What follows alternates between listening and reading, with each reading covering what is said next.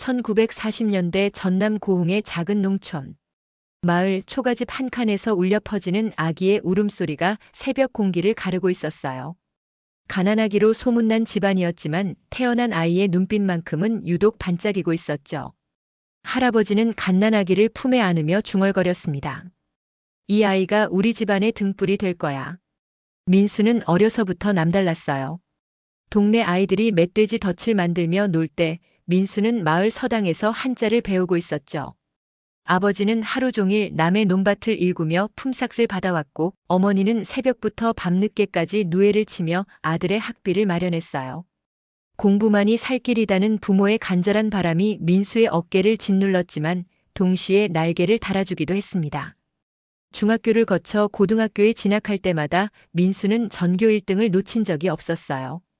선생님들은 서울대학교에 충분히 갈 만하다며 칭찬을 아끼지 않았죠. 하지만 민수의 마음속에는 단순한 성공 욕심보다 더 큰 꿈이 자리하고 있었습니다. 언젠가 이 나라를 위해 큰일을 하고 싶다는 막연하지만 강렬한 소명의식이었어요. 1960년 드디어 서울대학교 경제학과 합격 소식이 전해졌을 때 온 마을이 들썩였습니다. 아버지는 소를 팔아서 등록금을 마련했고 어머니는 기쁨의 눈물을 흘리며 아들을 서울로 보냈어요. 우리 민수가 나라를 위해 큰일할 사람이 될 거야라는 어머니의 마지막 당부가 민수의 가슴 깊이 새겨졌습니다. 대학 시절 민수는 더욱 치열하게 공부했어요.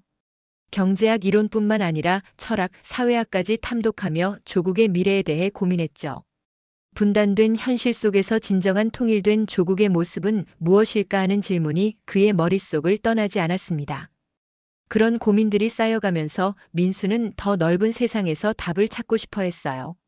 1968년 서울대학교를 수석으로 졸업한 민수에게 독일 유학의 기회가 찾아왔습니다.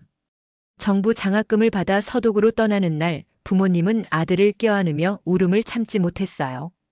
공부 마치고 돌아와서 이 나라를 위해 일하거라는 아버지의 말씀이 민수의 가슴에 깊이 새겨졌죠.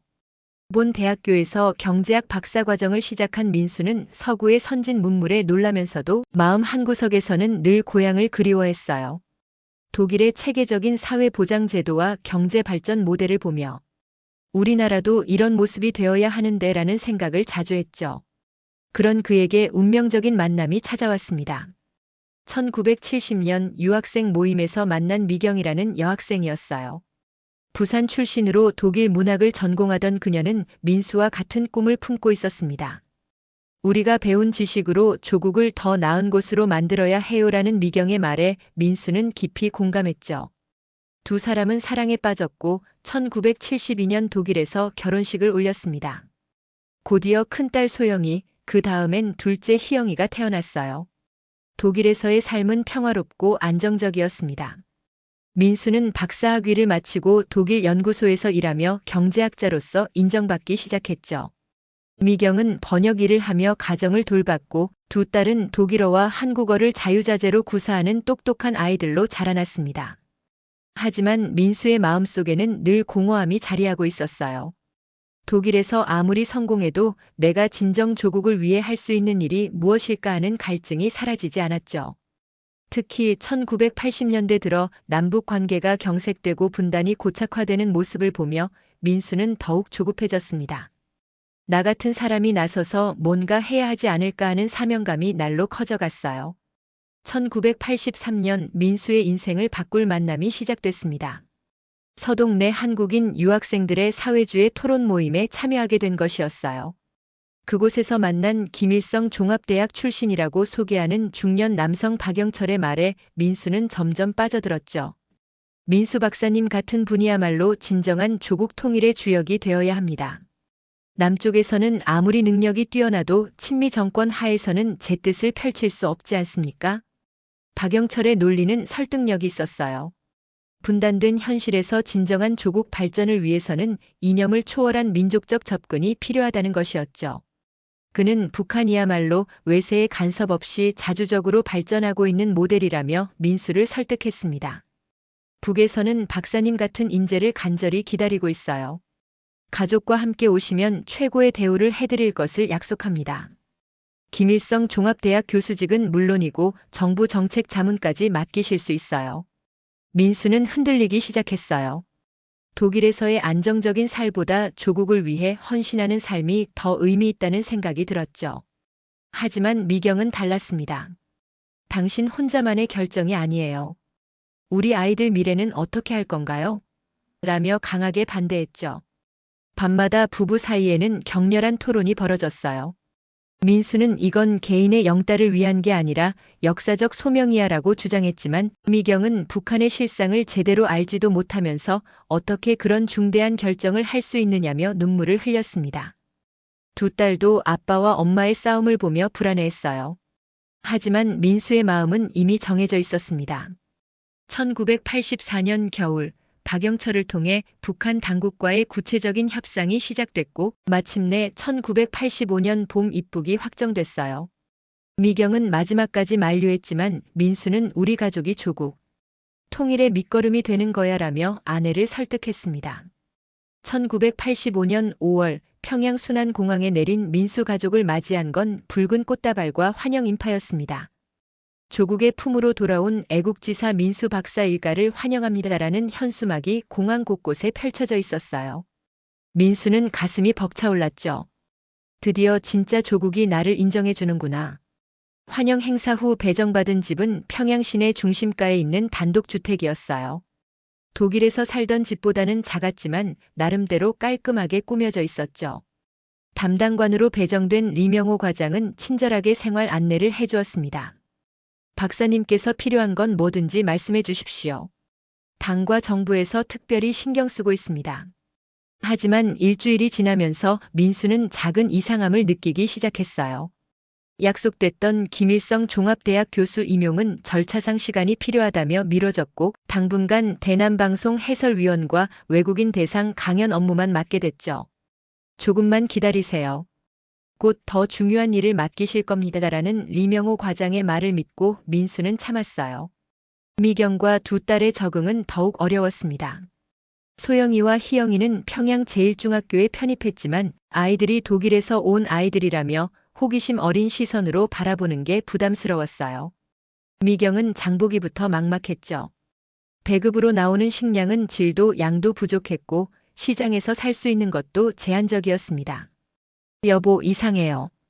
우리가 들었던 것과 너무 다르잖아요. 미경의 불안은 날로 커져갔지만 민수는 적응할 시간이 필요한 거야. 조금만 참자라며 아내를 달랬어요. 하지만 민수 자신도 마음속으로는 의문이 들기 시작했습니다. 대남방송에서 하라는 해설은 그가 생각하던 학술적 분석과는 거리가 멀었고 외국인 앞에서 하는 강연도 정해진 원고를 읽는 수준이었죠. 더욱 충격적인 건 감시였어요. 집 근처에 항상 낯선 사람들이 서성이고 있었고 외출할 때마다 동행이라는 이름으로 사람이 따라붙었습니다. 안전을 위해서라는 설명이었지만 민수는 점점 숨막히는 느낌을 받았어요. 입국한 지 1년이 지나면서 민수네 가족의 상황은 더욱 악화됐습니다. 미경은 영양실조로 몸무게가 10kg 넘게 빠졌고 두 딸은 학교에서 간첩 새끼들이라는 놀림을 받기 시작했어요. 아이들이 독일어로 대화하는 것을 본 담임 선생님이 반동적 언어 사용이라며 지적한 것이 발단이었죠. 엄마, 우리 언제 독일로 돌아가요? 희영이의 간절한 물음에 미경은 대답할 말이 없었어요. 민수에게 하소연하면 조금만 더 참자, 상황이 나아질 거야 라는 똑같은 대답만 돌아왔죠. 하지만 민수 자신도 한계를 느끼고 있었습니다. 김일성 종합대학 교수 임용은 계속 미뤄졌고 대신 혁명 사상 교육을 받으라는 지시가 내려왔어요. 매주 화요일과 금요일 민수는 당 간부들과 함께 주체 사상 학습에 참여해야 했습니다. 경제학자로서 쌓아온 지식과 신념은 점점 의미를 잃어갔어요. 박사님, 부르주아 학문에 매몰되면 안 됩니다. 주체 사상이야말로 유일한 진리입니다. 학습 지도원의 말에 민수는 반박하고 싶었지만 그럴 수 없다는 걸 본능적으로 알았죠. 이미 몇 번 다른 의견을 제시했다가 사상이 불순하다는 지적을 받은 경험이 있었거든요. 집안 분위기도 최악이었어요. 미경은 하루 종일 말없이 앉아 있었고 소영이와 희영이는 점점 말수가 줄어들었습니다. 가족 식사 시간도 침묵으로 가득했죠. 이게 내가 꿈꿨던 조국인가? 민수의 마음에는 후회가 밀려왔지만 이미 되돌릴 수 없다는 현실이 더욱 절망스러웠어요. 1986년 어느 저녁 미경이 드디어 폭발했습니다. 당신의 그 허황된 꿈 때문에 우리 가족이 다 죽어가고 있어요. 이게 당신이 말한 조국입니까? 눈물을 흘리며 소리치는 아내를 보며 민수는 처음으로 자신의 선택을 깊이 후회했어요. 하지만 이미 늦었습니다. 탈북은커녕 평양 밖으로 나가는 것도 허락받기 어려운 상황이었죠. 1986년 11월 민수에게 뜻밖의 기회가 찾아왔습니다. 덴마크 코펜하겐에서 열리는 국제경제학회에 북한 대표단의 일원으로 참석하라는 지시였어요. 3년 만에 처음으로 서방 세계로 나갈 수 있는 기회였죠. 이번이 마지막 기회일지도 몰라. 민수의 마음에는 탈출에 대한 생각이 스쳤지만 가족을 두고 혼자 떠날 수는 없었어요. 출발 전날 밤 미경과 마지막 상의를 했습니다. 여보, 우리 모두 함께 갈 수 있는 방법을 찾아볼게. 민수는 아내의 손을 꽉 잡았죠. 하지만 미경은 고개를 저었어요. 불가능해요. 아이들과 나는 인질이나 다름없어요. 당신 혼자라도 살아야 해요. 그럴 수는 없어. 우리 가족은 함께 살아야 해. 민수는 완강히 거부했지만 미경의 다음 말이 그의 마음을 흔들었습니다. 당신이 나가서 세상에 이곳의 진실을 알려야 해요. 그게 우리 아이들을 살리는 길이에요. 미경의 목소리에는 절박함이 배어 있었죠. 우리는 당신을 기다릴게요. 반드시 다시 만날 거예요. 덴마크로 떠나는 날 온 가족이 순안공항에 나왔어요. 보위부 요원들이 지켜보는 가운데서도 민수는 아내와 두 딸을 끝까지 품에 안았습니다. 아빠, 빨리 돌아와요라는 희영이의 마지막 말이 가슴을 찢었지만 민수는 웃으며 대답했어요. 그럼 아빠가 선물 많이 사올게. 비행기가 이륙하면서 민수는 창밖으로 점점 멀어지는 평양을 바라봤습니다. 반드시 다시 돌아와서 가족을 데려가겠다고 다짐했지만 마음 한구석에서는 이것이 마지막 이별일지도 모른다는 불길한 예감이 들었어요. 코펜하겐 국제공항에 도착한 민수는 3년 만에 맞는 자유로운 공기에 가슴이 벅차올랐습니다. 하지만 기쁨도 잠깐 옆에서 감시하는 보위부 요원 김철수의 시선이 따가웠어요. 학회 기간 내내 민수는 한시도 혼자 있을 수 없었죠. 학회 이틀째 휴식 시간에 우연히 화장실에서 서독 주재 한국 영사관 직원을 만났습니다. 그는 민수를 알아보고는 작은 쪽지를 건넸어요. 도움이 필요하시면 연락하세요라는 메시지와 함께 전화번호가 적혀 있었죠. 그날 밤 민수는 잠을 이룰 수 없었어요. 가족을 구할 마지막 기회일지도 모르는 상황에서 어떤 선택을 해야 할지 고민했습니다. 김철수는 옆 침대에서 코를 골고 있었지만 민수는 조심스럽게 움직여야 했어요. 새벽 3시 민수는 조용히 호텔방을 나섰습니다. 로비에서 영사관 직원이 준 번호로 전화를 걸었죠. 지금 즉시 영사관으로 오십시오. 도와드리겠습니다라는 대답이 돌아왔어요. 하지만 영사관 앞에서 민수는 발걸음을 멈췄습니다. 내가 망명하면 가족들은 어떻게 될까? 미경과 소영이, 희영이의 얼굴이 눈앞에 떠올랐어요. 북한에서 배신자의 가족으로 낙인 찍힌 그들의 운명은 뻔했죠. 영사관 직원은 민수의 망설임을 눈치채고 말했습니다. 박사님, 지금 들어가시면 가족분들을 구출할 방법을 함께 찾아보겠습니다. 하지만 이 기회를 놓치면 다신 기회가 없을 수도 있어요. 민수는 한참을 고민했어요. 가족을 버리고 혼자 살아남는 것과 가족과 함께 죽어가는 것 중에서 선택해야 하는 잔혹한 순간이었죠. 결국 미경이의 마지막 말이 결정적이었습니다. 세상의 진실을 알려야 해요. 그게 우리 아이들을 살리는 길이에요. 민수는 영사관 문을 열고 들어갔습니다. 그 순간 그의 인생은 완전히 바뀌었어요. 자유를 얻었지만 동시에 평생 짊어져야 할 죄책감도 함께 안게 된 것이었죠. 망명 후 3개월 뒤 민수는 서울 김포공항에 도착했습니다. 고국 땅을 밟은 지 20년 만이었지만 기쁨보다는 죄책감이 더 컸어요. 가족을 북한에 남겨둔 채 혼자 돌아온 현실이 가슴을 짓눌렀죠. 한국 정부는 민수를 북한 실상을 증언하는 귀중한 증인으로 대우했습니다. 국정감사장에서 국제회의에서 그는 북한의 인권 실상을 증언했어요. 하지만 매번 증언할 때마다 가족의 얼굴이 떠올라 가슴이 미어졌습니다. 1990년 충격적인 소식이 들려왔어요. 탈북자를 통해 전해진 소문에 따르면 미경이는 요덕 정치범 수용소에 수감된 후 혹독한 노동과 고문을 견디지 못하고 세상을 떠났다는 것이었죠. 소영이와 희영이도 같은 수용소에 수감돼 생사를 알 수 없다는 절망적인 소식이었어요. 민수는 한 달 넘게 폐인처럼 지냈습니다. 내가 가족을 살리겠다고 했는데 오히려 죽음으로 내몬 거 아닌가? 자책과 후회가 그를 짓눌렀죠. 하지만 그럴수록 그는 더욱 치열하게 북한 인권 문제에 매달렸어요. 내 가족의 희생을 헛되게 만들 수는 없다는 일념으로 버텼습니다. 그런데 1995년 예상치 못한 반전이 일어났어요. 북한 대외 선전 매체에서 소영이와 희영이가 등장한 것이었습니다. 우리는 조국에서 행복하게 살고 있습니다. 아버지의 배신을 부끄러워하지만 우리는 조국을 사랑합니다라고 말하는 두 딸의 모습이 전 세계로 방송됐어요. 민수는 복잡한 감정에 휩싸였습니다.